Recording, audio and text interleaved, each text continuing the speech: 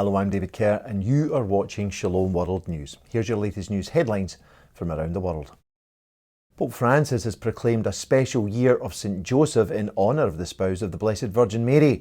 The year began on December the 8th and marks the 150th anniversary of St. Joseph being declared the patron of the Universal Church by Pope Pius IX. In his apostolic letter explaining his reasons for establishing a year of St. Joseph, Pope Francis said that in a world where, quote, ordinary people are often overlooked, St. Joseph is an example of a man who is, quote, a discreet and hidden presence, who reminds us that, quote, those who appear hidden or in the shadows can play an incomparable role in the history of salvation. The Holy Father also suggested that the life of St. Joseph teaches each of us that, quote, faith in God includes believing that he can work even through our fears, our frailties and our weaknesses. Pope Francis also shared a prayer to St. Joseph, which he personally has been praying for the past 40 years. The year of St. Joseph will conclude next year on December the 8th, the Feast of the Immaculate Conception. Meanwhile, a bishop in the United States has announced that he will consecrate his entire diocese to St. Joseph. Bishop DeGrood of Sioux in South Dakota also intends to consecrate his diocese to Our Lady of Guadalupe, Patroness of the Americas. The joint consecration ceremony will take place this Saturday, the Feast of Our Lady of Guadalupe.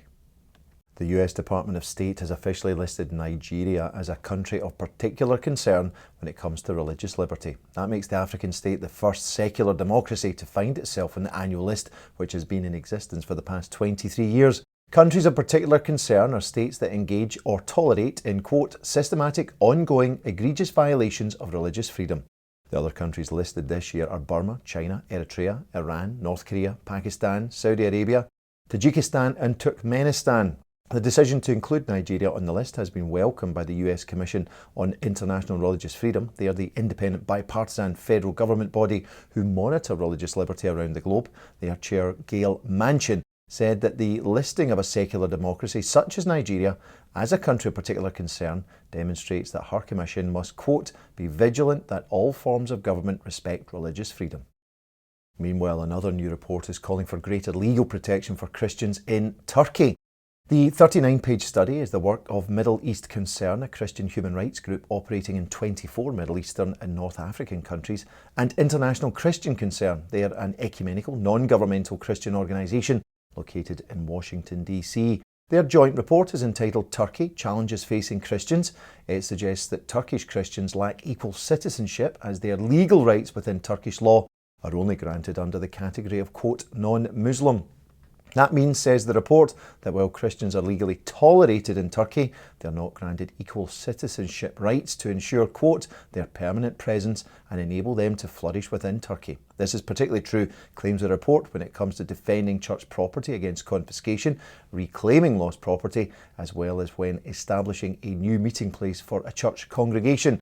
The report concludes by calling upon the authorities in Turkey to provide an improved legal framework to accommodate the country's religious minorities. Turkey is home to some 160,000 Christians.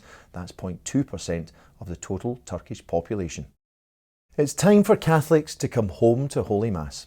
That's the message of Archbishop Anthony Fisher of Sydney as the Australian Diocese reintroduces the obligation upon all Catholics to attend Holy Mass on Sundays and holy days of obligation. That requirement had been suspended since March within the Archdiocese of Sydney due to the COVID-19 pandemic.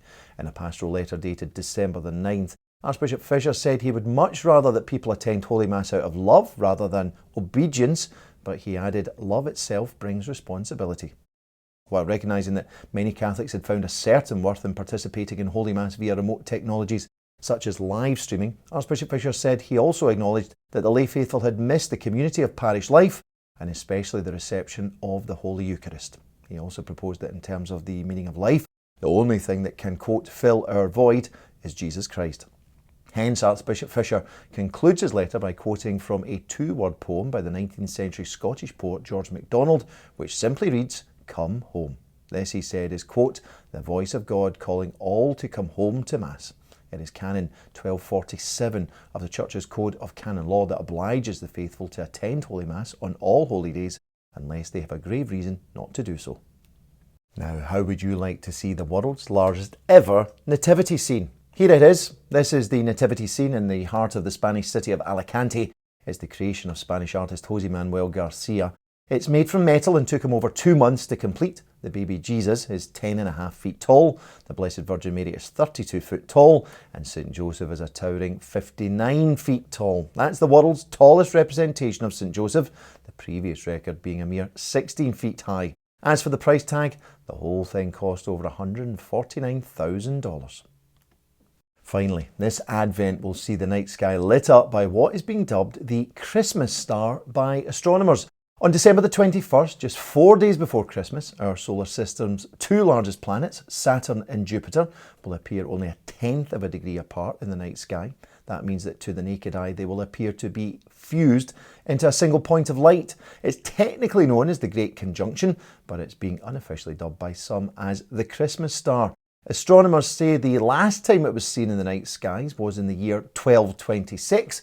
As for the next time you'll be able to see it, that won't happen until the year 2080. Can't wait. Well, that's all for now. Do join me next time for some more news headlines from around the globe. Until then, may God bless you. Shalom.